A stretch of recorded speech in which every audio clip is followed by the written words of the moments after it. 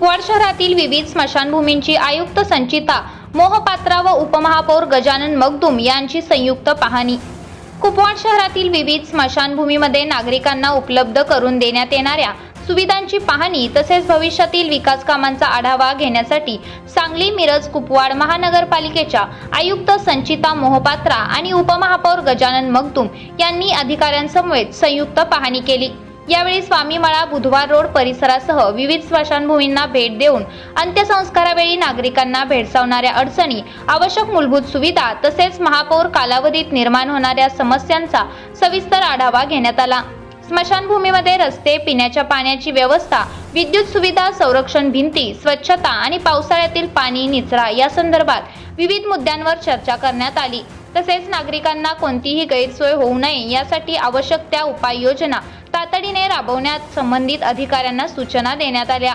याप्रसंगी विविध विकास कामांचे नियोजन करून स्मशानभूमी परिसर अधिक सुस्थितीत व सुविधायुक्त करण्यासाठी आवश्यक कार्यवाही करण्यात येणार असल्याची आयुक्त संचिता मोहपात्रा व उपमहापौर गजानन मगदुम यांनी सांगितले। या पाहणीवेळी महानगरपालिकेचे संबंधित विभाग प्रमुख, अभियंते व इतर अधिकारी उपस्थित होते।